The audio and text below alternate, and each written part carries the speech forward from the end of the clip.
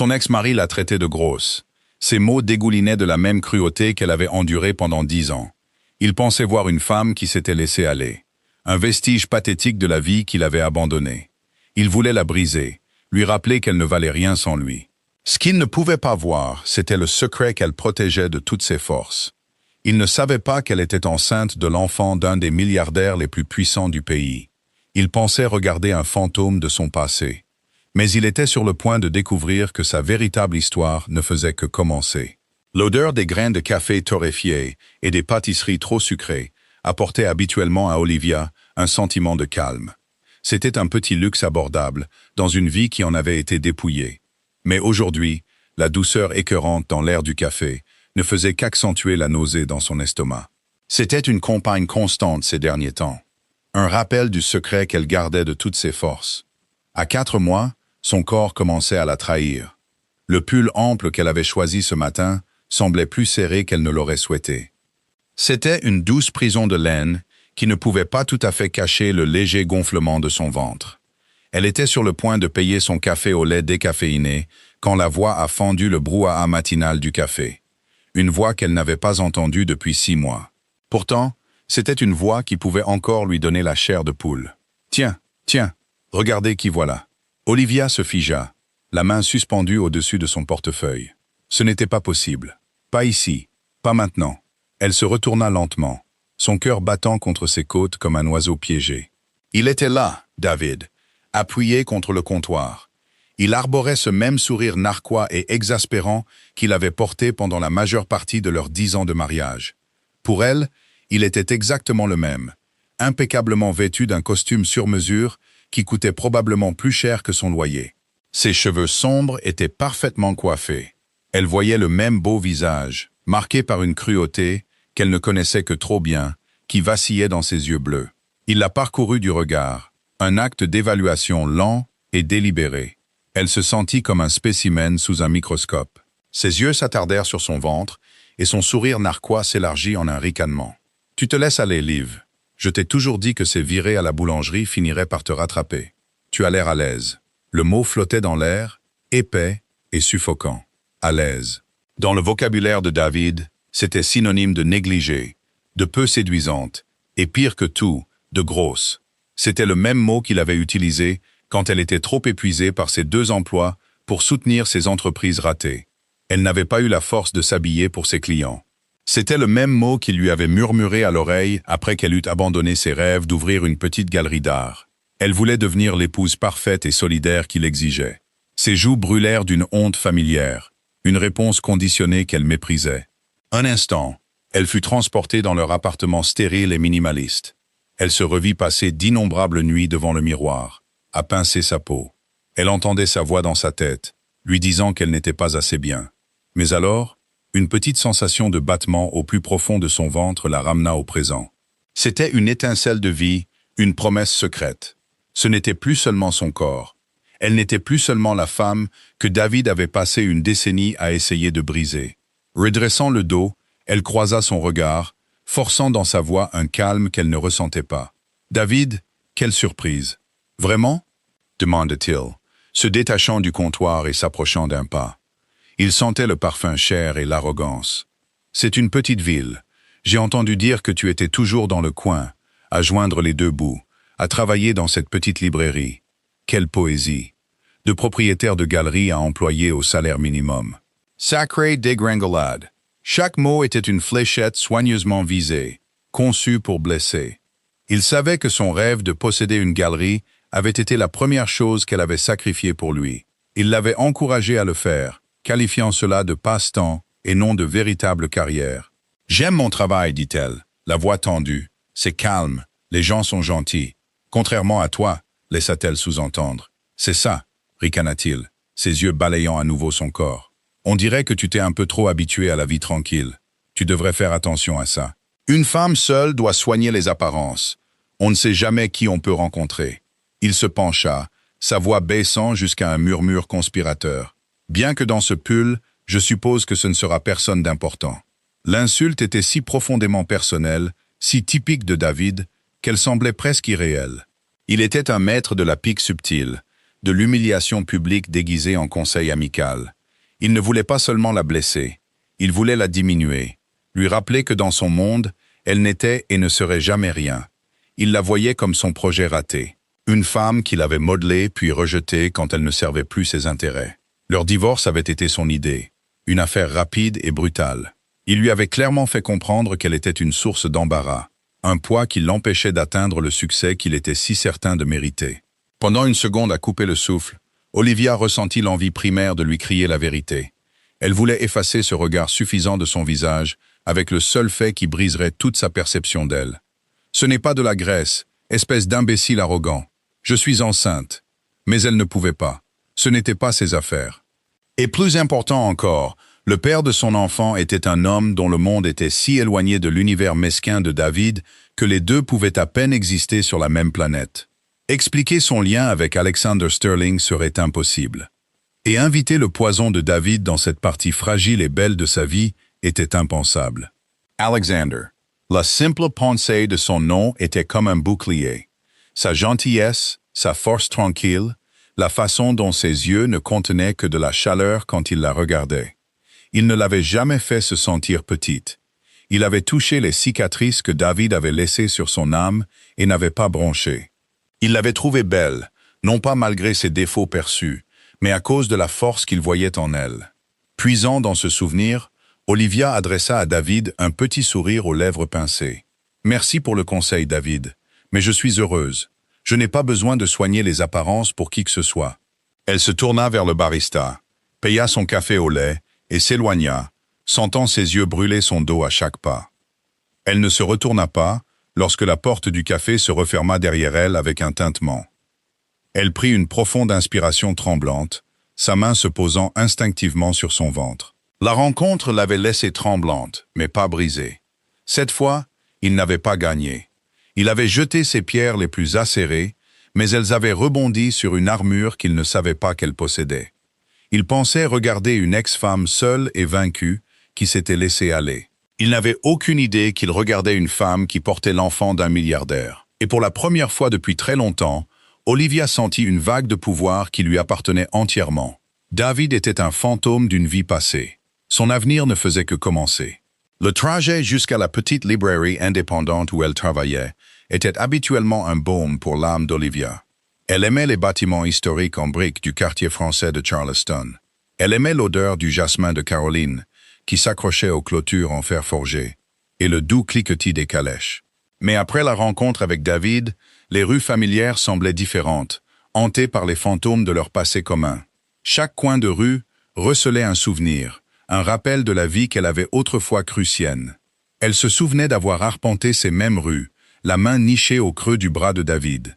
Elle se sentait alors la femme la plus chanceuse du monde. Il avait été si charmant à l'époque, un tourbillon d'ambition et de promesses.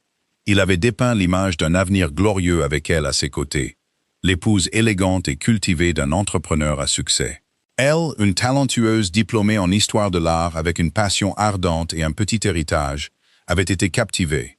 Il lui avait donné l'impression d'être vue, chérie, ou du moins c'est ce qu'elle avait cru. La réalité de leur mariage avait été une érosion lente et insidieuse de son identité.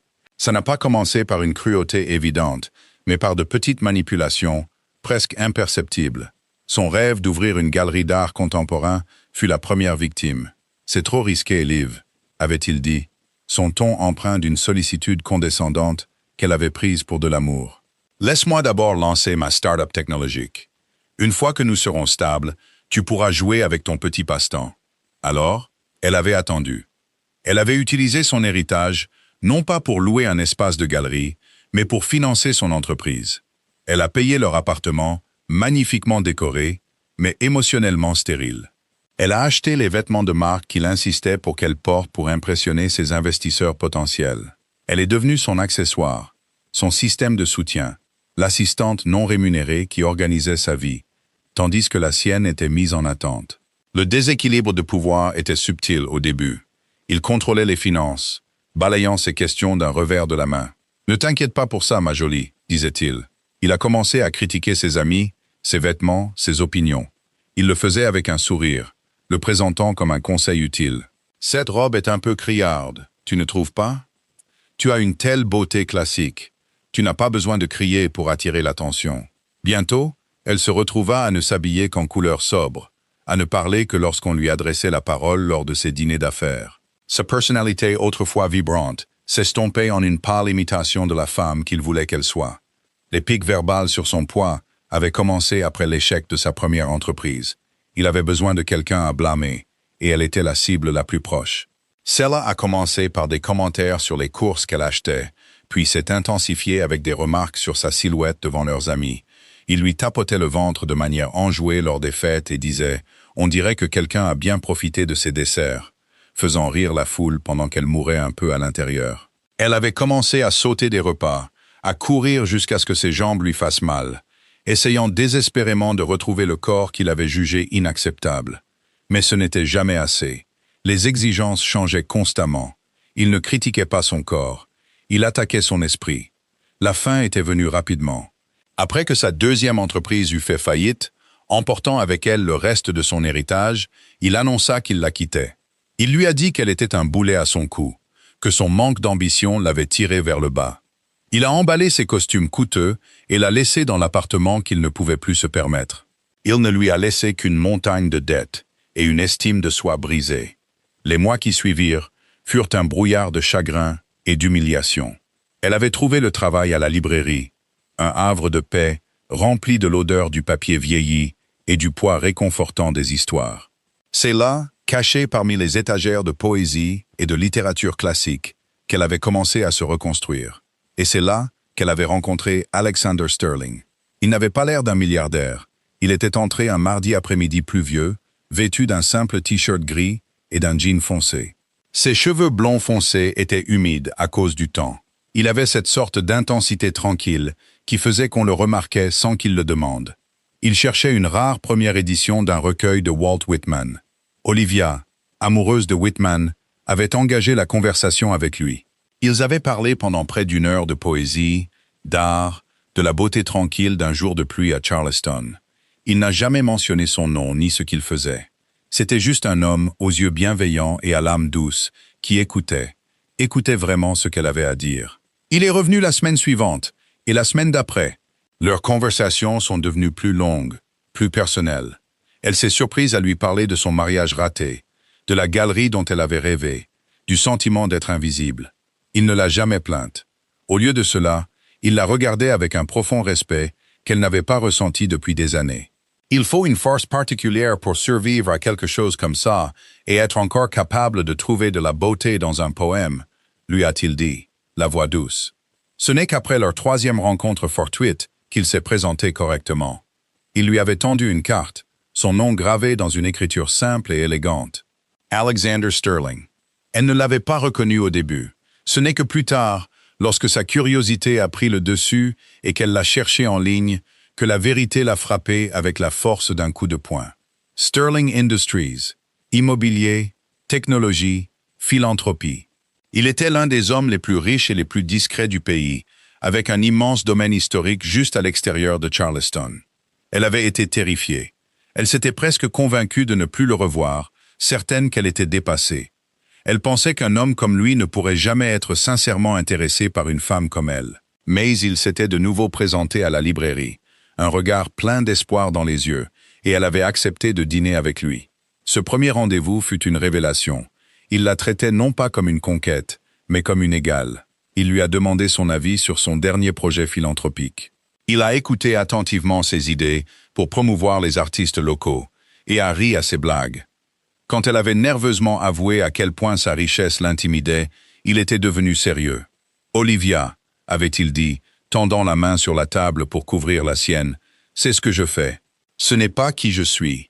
Qui je suis, c'est un homme qui n'a pas pu cesser de penser à votre passion pour l'art depuis le jour où je vous ai rencontré. » Leur relation s'était épanouie tranquillement, loin des regards indiscrets du monde qui l'habitait. Il était patient, compréhensif et d'une gentillesse sans faille. Il l'a aidé à guérir les blessures que David avait infligées, non pas en essayant de la réparer, mais en l'aimant simplement telle qu'elle était. Il a caressé les vergetures sur ses hanches et les a trouvées magnifiques. Il écoutait ses plans pour un petit espace d'art communautaire et lui disait qu'ils étaient brillants. Quand elle a découvert qu'elle était enceinte, Elle a été terrifiée. C'était un accident, une complication qui, elle en était sûre, le ferait fuir. Au lieu de cela, quand elle le lui a dit, son visage s'est illuminé d'un sourire si radieux qu'il lui a coupé le souffle. Il l'avait prise dans ses bras et avait murmuré « C'est la meilleure nouvelle que j'ai jamais entendue ». Maintenant, debout sur le trottoir, le souvenir du ricanement de David frais dans son esprit, Olivia serra plus fort son manteau. David l'avait piégée dans une cage dorée, la convainquant qu'elle ne valait rien sans lui. Alexander, un homme qui pouvait lui offrir n'importe quelle cage dorée, lui avait plutôt tendu la clé et lui avait montré comment voler. L'insulte de David ce matin portait sur son poids, sur son apparence. Mais il avait tort. Son corps qui changeait n'était pas un signe qu'elle se laissait aller. C'était le témoignage d'une nouvelle vie, d'un nouvel amour et d'un avenir qu'il ne pouvait même pas commencer à imaginer. Le domaine d'Alexander Sterling, une magnifique demeure d'avant-guerre nommée Riverwood, était niché au milieu d'hectares de chênes verts centenaires drapés de mousse espagnole. C'était à des années-lumière de l'appartement moderne et exigu qu'Olivia avait partagé avec David. La première fois qu'Alexander l'avait amenée ici, elle avait ressenti un immense syndrome de l'imposteur. C'était comme si elle était une roturière qui avait trébuché dans le palais d'un roi. La longue allée de gravier, les imposantes colonnes blanches, l'élégance feutrée de l'intérieur, tout était conçu pour projeter une aura d'immense pouvoir et de vieille fortune. Mais Alexander avait une façon de rendre intime même les plus grands espaces. Il utilisait rarement la salle à manger formelle caverneuse. Il préférait manger avec elle dans le coin petit-déjeuner confortable et ensoleillé qui donnait sur les vastes jardins. Il n'avait pas une légion de serviteurs qui planaient au-dessus d'eux. Il n'y avait que Madame Gable, une gouvernante gentille et maternelle, qui était avec sa famille depuis des décennies. Elle traitait Olivia avec une chaleur discrète et respectueuse. Ce soir, un feu crépitait dans la grande cheminée de la bibliothèque, projetant une lueur chaude et vacillante sur les milliers de livres reliés en cuir qui tapissaient les murs. La pièce sentait le vieux papier, l'huile de citron et le léger parfum frais du jasmin nocturne qui entrait par les portes-fenêtres ouvertes. Olivia était blottie à une extrémité d'un canapé en velours moelleux, une tasse de camomille réchauffant ses mains. Alexander était assis par terre à ses pieds, le dos contre le canapé, lui massant doucement les chevilles enflées. Son toucher était ferme, mais doux, un contraste frappant avec celui de David, qui avait toujours été possessif, exigeant. Le toucher d'Alexander était une question, un réconfort, un acte de service. Il n'avait pas dit grand-chose depuis qu'elle lui avait raconté la rencontre avec son ex-mari. Mais elle pouvait sentir une tension dans ses épaules, une colère protectrice qui semblait couver juste sous son extérieur calme. « Je suis désolé que tu aies dû subir ça », dit-il enfin, sa voix un grondement sourd. Il leva les yeux vers elle, ses yeux noisettes sombres d'une profonde inquiétude. « Personne n'a le droit de te parler de cette façon, et encore moins lui. »« Ce n'est rien », murmura Olivia, bien que son estomac soit encore noué. « J'ai l'habitude. C'est tout David. »« Ce n'est pas rien », insista Alexander, sa prise sur sa cheville se resserrant très légèrement. « Ce qu'il t'a fait est impardonnable. La façon dont il t'a diminué, la façon dont il a essayé d'éteindre ta lumière. J'en vois parfois le fantôme, dans la façon dont tu doutes de toi, dans la façon dont tu tressailles quand tu penses avoir fait une erreur. » Il soupira, son regard s'adoucissant. « Je veux juste construire un monde pour toi où sa voix ne pourra plus t'atteindre. » Les larmes lui piquèrent les yeux.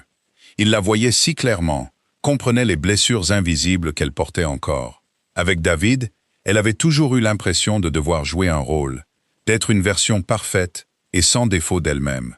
Avec Alexander, elle pouvait simplement être.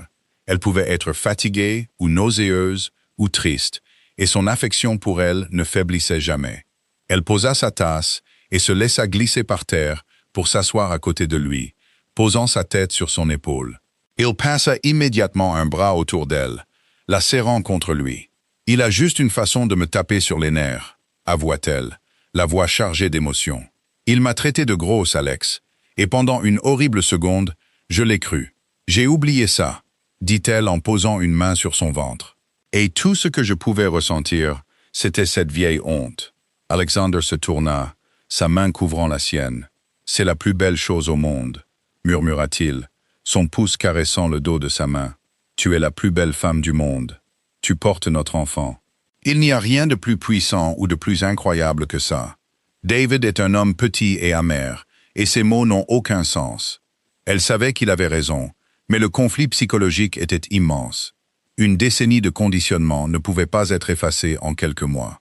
Peu importe à quel point sa nouvelle réalité était merveilleuse, une partie d'elle était toujours cette femme qui vérifiait la balance chaque matin, qui comptait les calories, qui mesurait sa valeur par le numéro sur une étiquette de vêtements. Elle était terrifiée que ce bonheur soit éphémère, un beau rêve dont elle se réveillerait inévitablement. Comment un homme comme Alexander Sterling pouvait-il vraiment vouloir d'elle? La voix peu sûre dans sa tête, celle qui ressemblait étrangement à David, lui disait que c'était un coup de chance, une erreur. Sentant son trouble intérieur, Alexander se déplaça, prenant son visage entre ses mains. « Hey !» dit-il doucement, la forçant à croiser son regard. « Je sais que ça fait beaucoup.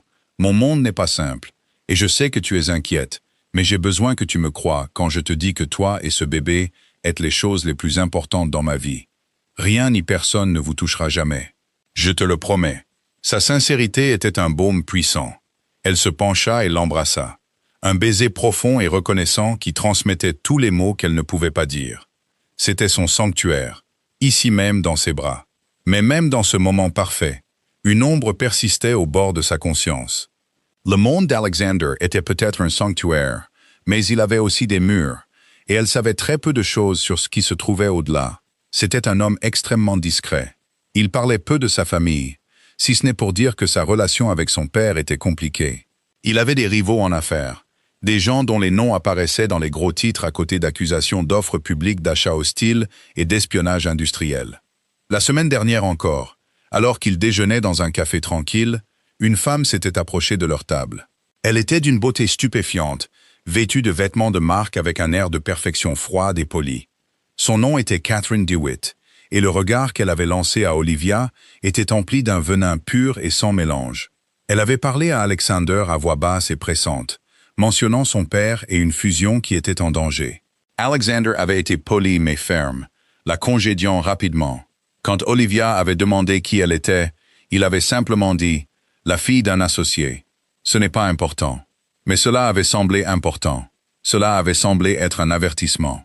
Il y avait des motifs cachés en jeu dans la vie d'Alexander, des forces puissantes qu'elle ne comprenait pas. Elle entrait dans un monde d'immense richesse et d'influence, et avec cela venaient des dangers qu'elle ne pouvait pas prévoir. Catherine était-elle une amante éconduite, une rivale en affaires, ou autre chose? Olivia savait avec une certitude glaçante que sa plus grande menace n'était peut-être pas le fantôme de son passé, David. C'était peut-être les complexités imprévues de son avenir avec Alexander. Elle était enceinte de l'héritier de la fortune Sterling. Ce seul fait faisait d'elle une cible.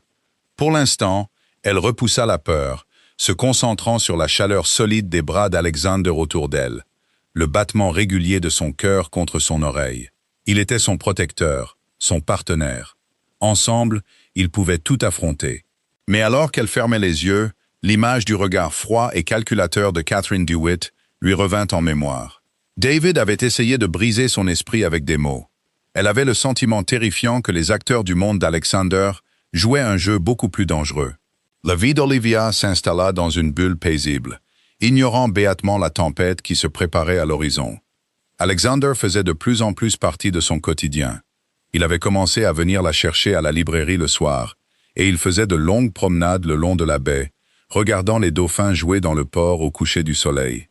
Il était sans cesse fasciné par sa grossesse, posant constamment des questions sur les mouvements du bébé, lisant des livres sur le développement fœtal et parlant à son ventre d'une voix basse et apaisante. Il commençait aussi à s'ouvrir sur les pressions de sa propre vie. Il lui a parlé de son père, Arthur Sterling, un patriarche impitoyable qui voyait son fils comme un simple outil pour étendre l'empire familial. Arthur poussait pour une fusion avec DeWitt Industries, une manœuvre qui consoliderait leur pouvoir, mais allait à l'encontre des principes commerciaux plus éthiques d'Alexander. Catherine DeWitt est le porte-parole de son père, expliqua Alexander un soir, l'expression sombre. Il pense que la meilleure façon de sceller l'accord est par une alliance plus traditionnelle. Le sang d'Olivia se glaça. Tu veux dire qu'ils veulent que tu l'épouses? Il hocha la tête, la mâchoire serrée. C'est la supposition dans nos cercles depuis des années, Une union stratégique et sans amour. Mon père y voit une manœuvre brillante. J'y vois une condamnation à la prison. Il prit sa main, son pouce caressant ses phalanges. C'est pourquoi toi et ce bébé êtes mon encre. Vous êtes ma vraie vie, Olivia. Tout le reste n'est que du bruit. Ses paroles étaient rassurantes, mais elles confirmaient aussi ses craintes. Catherine Dewitt n'était pas seulement une ex-jalouse. Elle était une actrice clé dans un drame d'entreprise à gros enjeux. Une femme qui voyait probablement Olivia comme une menace directe à ses ambitions. L'incident au café n'avait pas été une manifestation aléatoire d'animosité. C'était un tir de semonce. Malgré les ombres menaçantes du monde d'Alexander, Olivia s'autorisa à ressentir un sentiment de sécurité qu'elle n'avait pas connu depuis des années. David semblait avoir disparu, et la laideur de leur rencontre au café commençait à s'estomper comme un mauvais rêve. Elle se concentra sur le présent, sur les coups de pied de son bébé, sur la chaleur de la main d'Alexander dans la sienne, sur les plans excitants pour sa nouvelle galerie d'art. Cette paix semblait réelle, méritée.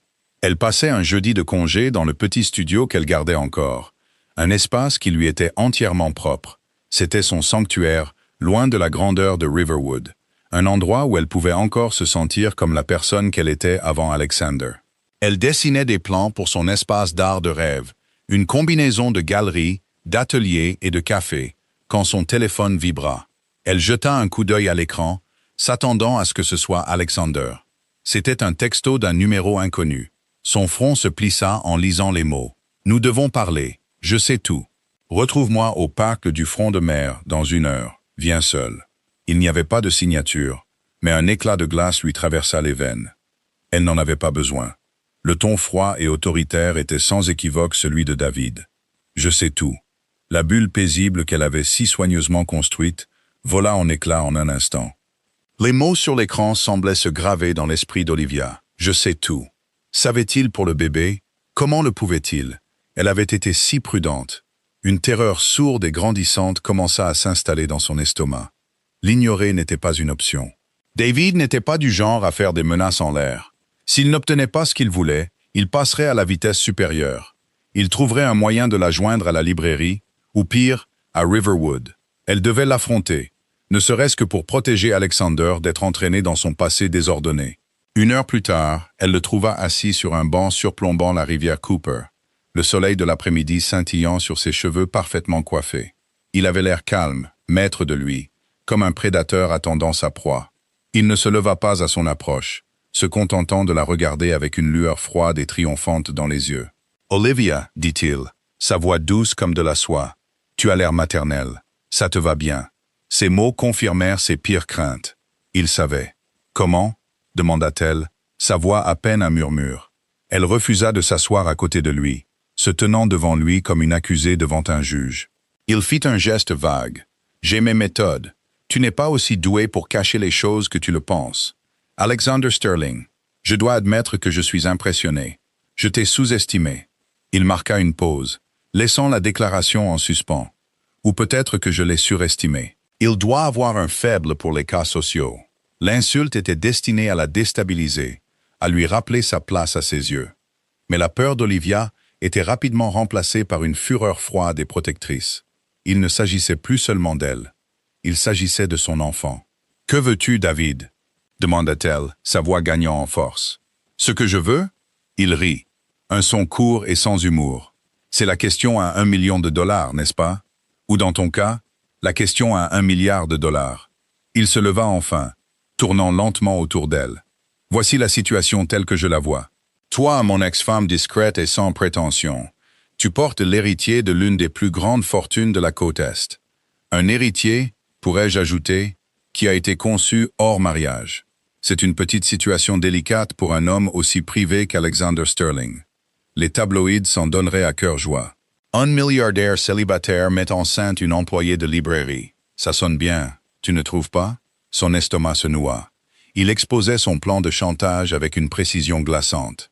C'était une bataille psychologique, et il utilisait ses peurs les plus profondes comme arme. La peur de l'humiliation publique, la peur d'apporter le scandale dans la vie d'Alexander, la peur d'être vue comme la profiteuse que David dépeignait. « Il m'aime », dit-elle, les mots semblant fragiles face à son assaut de cynisme. « Oh, j'en suis sûr, ricana David. Les hommes comme lui aiment les bons projets. Mais l'amour ne résiste pas à une tempête médiatique. Il ne résiste pas à la pression de son conseil d'administration, de sa puissante famille de la vieille fortune. Ils te verront pour ce que tu es. Un passif, une complication qui doit être gérée.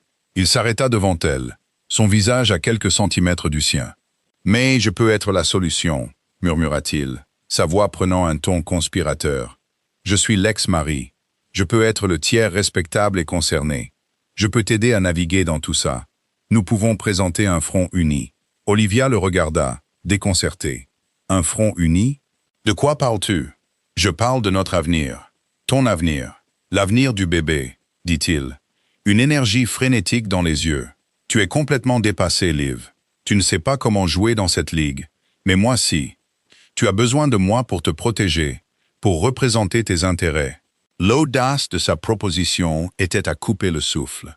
Il ne demandait pas seulement une somme d'argent. Il essayait de se réinsérer dans sa vie, dans sa relation avec Alexander, se positionnant comme son manager, son gardien. Il voulait une part du pouvoir, de l'influence, de l'argent.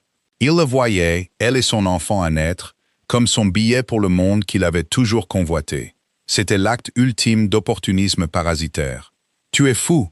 souffla-t-elle en reculant d'un pas. « Je suis pragmatique », rétorqua-t-il, son masque de civilité glissant pour révéler l'ambition brute et désespérée en dessous. « As-tu la moindre idée de ce que cet enfant représente? Ce n'est pas juste un bébé, c'est un atout, c'est un levier. Et tu vas te faire dévorer par les requins si tu n'as personne dans ton camp. » Il lui attrapa le bras, ses doigts s'enfonçant dans sa peau. « Pense-y, Olivia. C'est notre chance. Tout ce que j'ai essayé de construire, tout ce que nous avons perdu, nous pouvons tout récupérer 1000 fois plus.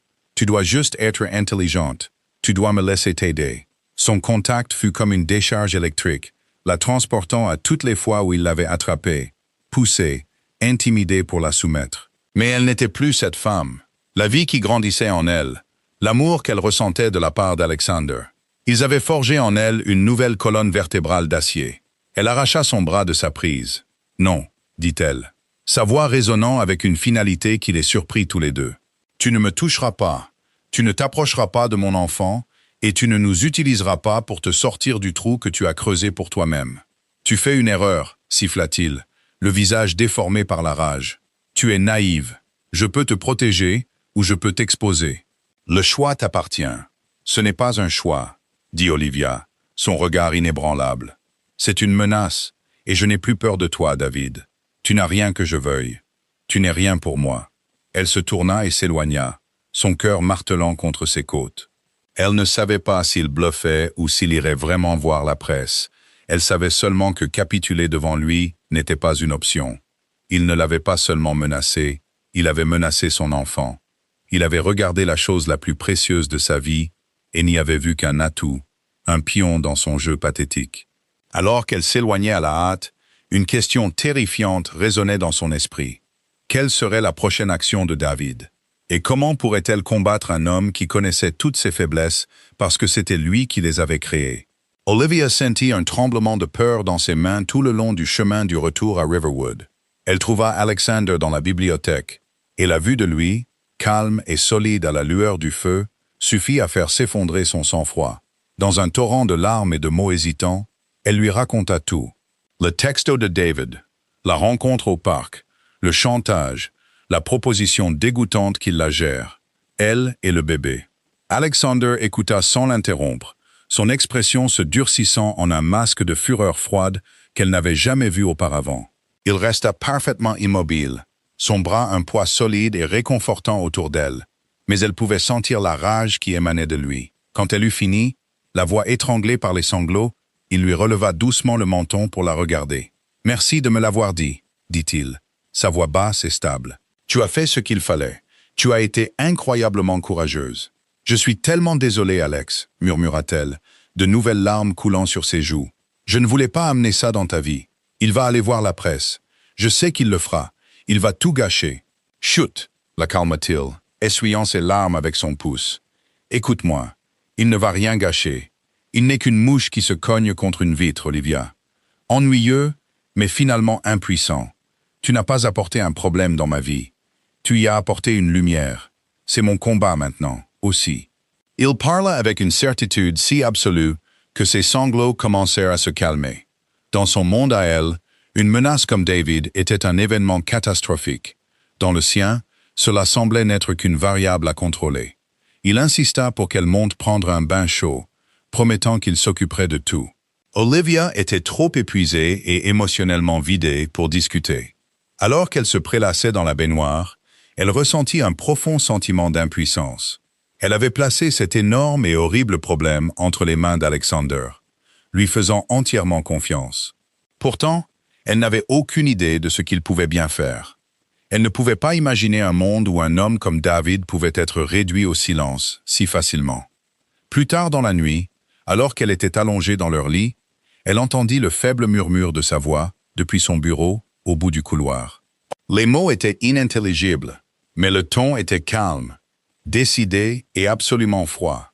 C'était une facette de lui qu'elle n'avait jamais entendue auparavant, la voix d'un homme habitué à commander. Elle tomba dans un sommeil agité, ses rêves remplis de flashs d'appareils photo et du visage narquois de David. Le lendemain matin, Alexander était l'image même du calme. Il ne mentionna ni David ni les menaces. Il parla des plans pour la chambre du bébé et lui demanda son avis sur un nouveau projet philanthropique. C'était si normal que c'en était troublant. « Qu'as-tu fait » demanda-t-elle finalement, sa voix faible. Il marqua une pause, posa sa tasse de café et prit sa main. « J'ai construit un mur » répondit-il, son regard doux. Un mur silencieux.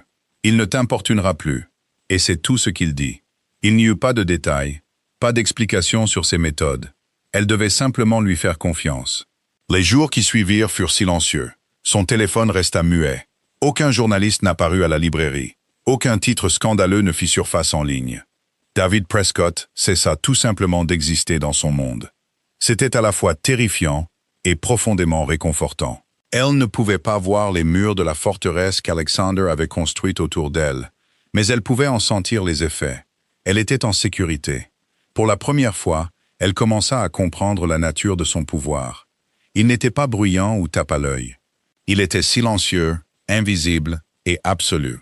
La bataille avec David semblait terminée, mais une petite partie d'elle se demandait avec un frisson d'appréhension quelles autres guerres Alexander devait mener pour garder leur monde en sécurité. Pendant 2 semaines, une paix fragile s'installa à Riverwood. Le calme persista, et David disparut de la vie d'Olivia aussi complètement que s'il n'avait jamais existé. Elle commença à respirer plus facilement, le nœud constant d'anxiété dans son estomac se desserrant lentement.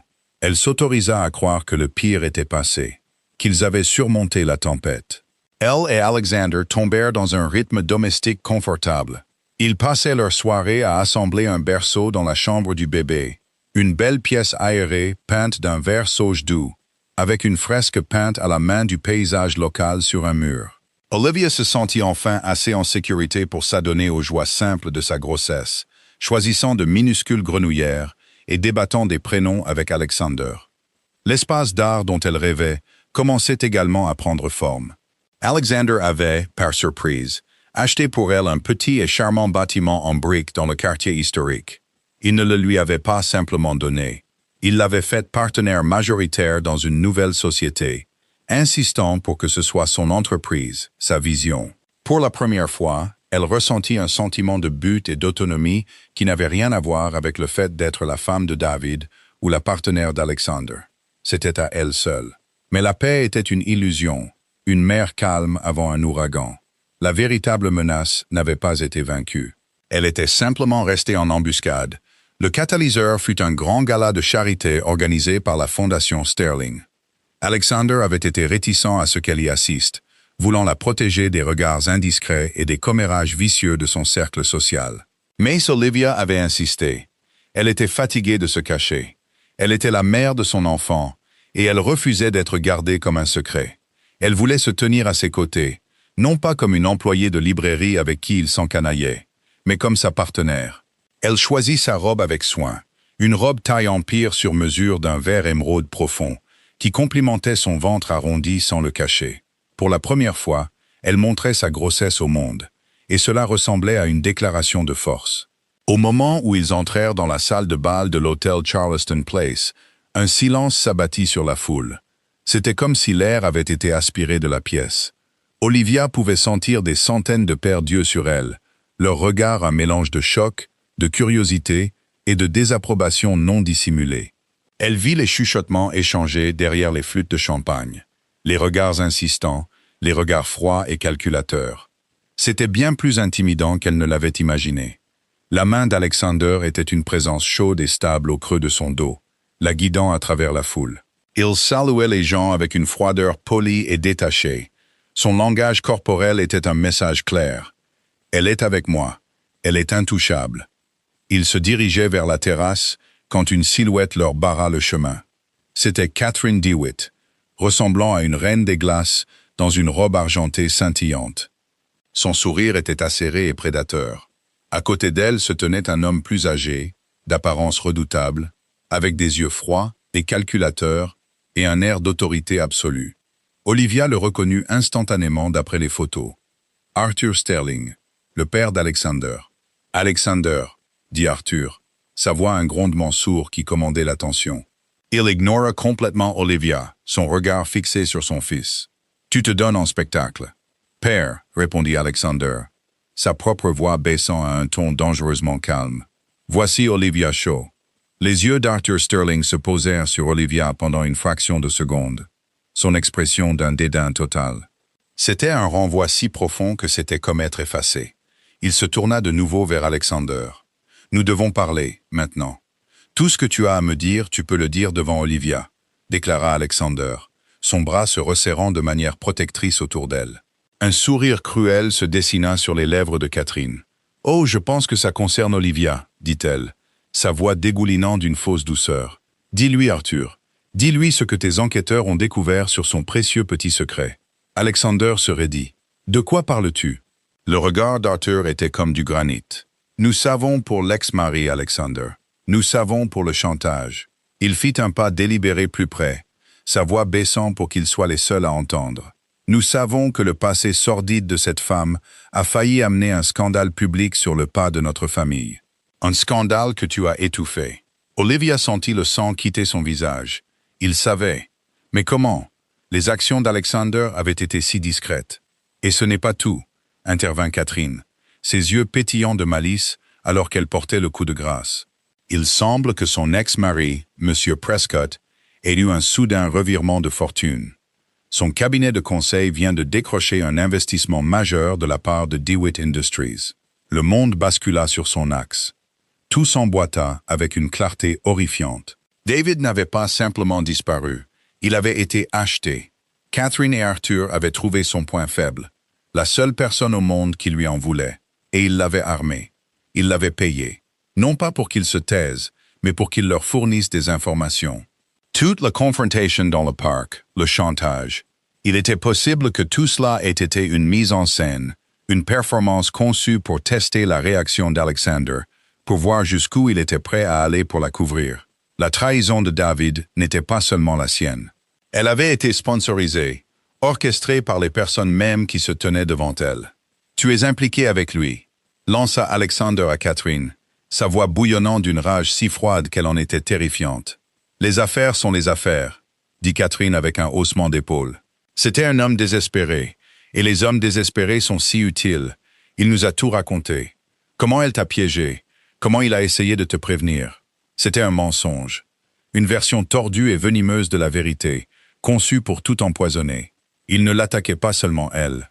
Ils attaquaient sa crédibilité, son caractère, son amour pour Alexander.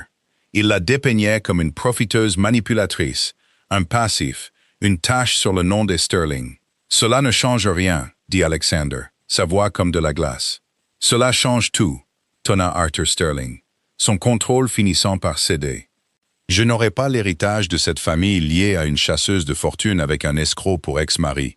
Tu mettras fin à cette liaison ridicule ce soir. Tu annonceras tes fiançailles avec Catherine d'ici la fin de la semaine.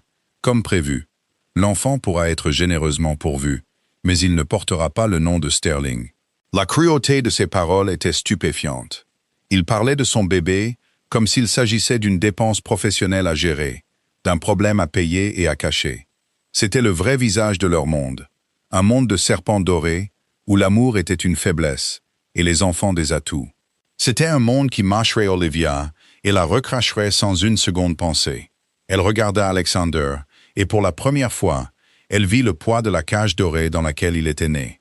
Elle vit l'immense pression, les attentes impossibles, l'avenir froid et sans amour que son père avait tracé pour lui. Et à ce moment-là, elle sut qu'elle ne pouvait pas le laisser mener cette bataille pour elle. Elle ne pouvait plus être la demoiselle dans sa forteresse. Si elle le faisait, elle leur donnerait raison. Elle serait la faiblesse qu'ils prétendaient qu'elle était. Avec une profonde inspiration, elle retira doucement la main d'Alexander de son dos et fit un petit pas en avant, rencontrant le regard glacial d'Arthur Sterling avec le sien. « Vous vous trompez sur moi », dit-elle, sa voix calme mais claire, coupant à travers la tension. « Et vous avez sous-estimé votre fils. Mais surtout, vous avez sous-estimé la mère de votre petit enfant. » La voix d'Olivia, bien que calme, résonnait d'une force inébranlable qui capta l'attention des trois personnes puissantes devant elle. Pendant un instant, même Arthur Sterling sembla décontenancé par son audace. Le sourire narquois de Catherine vacilla, remplacé par une lueur d'incrédulité. Alexander regarda Olivia avec un mélange de choc et de profonde admiration. Ce n'était pas la femme timide et blessée qu'il avait rencontrée à la librairie. C'était quelqu'un de nouveau, quelqu'un forgé dans les feux de son passé et renforcé par l'amour pour son avenir. C'était sa rédemption, non pas de David, non pas de ses erreurs passées, mais de la personne qu'ils avaient tous essayé de faire d'elle, petite, silencieuse et gérable. Sa rédemption était l'acte de reprendre sa propre voix, son propre récit. « Laissez-moi être très clair, monsieur Sterling », continua Olivia, son regard fixé sur Arthur. « Je ne suis pas une liaison. Je suis la femme que votre fils aime, ce bébé. » Elle posa fermement une main sur son ventre. « N'est pas une complication. Il ou elle est votre petit enfant, et nous ne serons pas entretenus et cachés. » Elle tourna ensuite son attention vers Catherine, ses yeux ne contenant aucune de la peur ou de l'intimidation qu'elle avait autrefois ressentie. « Et vous, vous pensez que vous pouvez acheter et manipuler les gens pour obtenir ce que vous voulez. Vous avez passé un accord avec un homme désespéré et pathétique pour essayer de me ruiner. Mais tout ce que vous avez fait, c'est me montrer exactement qui vous êtes. Une femme si peu sûre de sa propre valeur qu'elle doit détruire le bonheur de quelqu'un d'autre pour se sentir puissante. Alexander n'aimerait jamais une personne comme vous. Pas à cause de moi, mais parce que c'est un homme bon. Quelque chose dont vous et son père semblaient savoir très peu de choses. » Chaque mot était une déclaration d'indépendance. Elle ne s'appuyait pas sur le pouvoir d'Alexander. Elle se tenait dans le sien. Elle n'était plus définie par les abus de David ou par le jugement de la famille Sterling. Elle était une mère, une partenaire, une entrepreneuse et une femme qui avait enfin réalisé sa propre valeur. « C'est une affaire de famille », gronda Arthur, retrouvant son sang-froid. Il fit un geste dédaigneux vers elle. « Ça n'a rien à voir avec vous. Ça a tout à voir avec moi », rétorqua calmement Olivia. « Vous êtes sur le point de prendre une décision qui affectera le reste de la vie de votre fils et la vie de votre petit enfant. Vous me voyez comme une menace pour votre héritage. Mais quel genre d'héritage construisez-vous? Un héritage de contrats d'affaires froids et sans amour et de relations brisées, ou un qui a de la place pour le bonheur, pour l'amour. » Elle regarda Alexander, ses yeux s'adoucissant. « Je suis tombée amoureuse de votre fils avant de connaître son nom de famille. Je suis tombée amoureuse de sa gentillesse, de sa force tranquille, de son esprit brillant. Je n'ai pas besoin de l'argent des Sterling, ni du nom des Sterling. J'ai juste besoin de lui. Et s'il choisit de s'éloigner de tout ça pour être avec moi et notre enfant, alors votre héritage sera vide. Vous aurez une entreprise puissante, mais vous aurez perdu votre fils. » Un lourd silence s'installa. Olivia avait abattu toutes ses cartes. Elle n'avait ni menacé ni fanfaronné. Elle avait simplement dit la vérité. Une vérité si puissante et authentique qu'elle semblait aspirer l'oxygène de la salle de bal dorée. Elle avait recadré le conflit, non pas comme une bataille pour l'argent ou le pouvoir, mais comme un choix entre deux avenirs pour Alexander. L'un de devoir sans amour et l'autre de bonheur authentique. Alexander rompit enfin le silence. Il s'avança, prenant la main d'Olivia et entrelaçant ses doigts avec les siens. Il ne regarda ni son père ni Catherine. Il ne regarda qu'Olivia, ses yeux remplis d'un amour et d'une fierté si immense que c'en était palpable. « Elle a raison, dit-il. sa voix claire et résonnante. Toute ma vie, j'ai fait ce qu'on attendait de moi. J'ai géré l'entreprise familiale. J'ai défendu le nom de la famille. J'ai toléré les alliances et les attentes, mais je ne sacrifierai pas ma famille pour cette entreprise. Olivia et notre enfant sont ma famille. Ils sont mon héritage. Il se tourna ensuite vers son père, son regard dur comme de l'acier. La fusion avec DeWitt Industries est annulée. Nos fiançailles, dit-il en regardant Catherine avec une finalité froide, sont et ont toujours été une fiction. Vous n'aurez plus aucun contact avec Olivia et vous couperez tous les liens avec David Prescott. Si j'entends qu'il a ne serait-ce que respiré dans sa direction, je démantèlerai personnellement tout ce qu'il a jamais construit et tout ce qu'il espère construire. Quant à vous, père, vous avez un choix à faire. Vous pouvez être un grand-père pour mon enfant, ou vous pouvez être un étranger, mais vous ne dicterez plus les termes de ma vie. Sans attendre de réponse, Alexander se tourna, gardant fermement la main d'Olivia dans la sienne, et l'emmena. Ils traversèrent la foule stupéfaite et silencieuse, un front uni de deux personnes qui avaient choisi l'amour plutôt que le pouvoir, et un avenir de leur propre création plutôt qu'un avenir dicté par d'autres.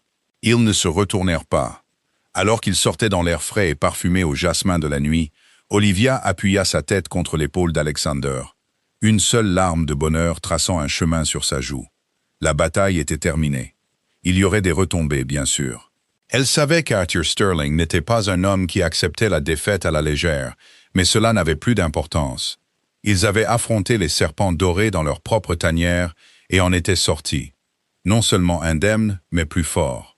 L'insulte de David dans le café semblait dater d'une autre vie. Il l'avait traitée de grosse, avait essayé de la faire se sentir sans valeur et petite. Il l'avait vue comme un objet jeté qu'il pouvait encore contrôler. Mais il s'était tellement trompé. Son corps n'était pas une source de honte. C'était un réceptacle de vie, le témoignage d'un nouveau départ. Elle avait trouvé son pouvoir non pas dans la richesse d'un homme, mais en elle-même. Elle était Olivia Shaw, une femme qui avait survécu à une cage dorée, affronté une dynastie, et qui était sur le point de construire une vie et une famille selon ses propres termes. Et c'était une histoire qui valait la peine d'être racontée. D'une insulte cruelle dans un café, à une prise de position courageuse contre une puissante dynastie, l'histoire d'Olivia est un puissant témoignage de la reconquête de son propre récit. Elle a prouvé que la vraie valeur n'est pas définie par les railleries d'un ex-mari ou la fortune d'un milliardaire, mais par la force de trouver sa propre voie et de se battre pour l'avenir que l'on mérite. Son parcours de victime à victorieuse est un rappel que les personnes les plus discrètes peuvent avoir la plus grande résilience. Si vous avez été ému par le combat émotionnel d'Olivia, pour sa famille et sa liberté, veuillez montrer votre soutien en appuyant sur le bouton j'aime. Partagez cette histoire avec toute personne qui a besoin de se souvenir de son propre pouvoir intérieur. Et pour plus d'histoires inoubliables de trahison, d'amour et de rédemption, n'oubliez pas de vous abonner et d'activer les notifications. Nous vous retrouverons pour la prochaine histoire. Merci d'avoir regardé.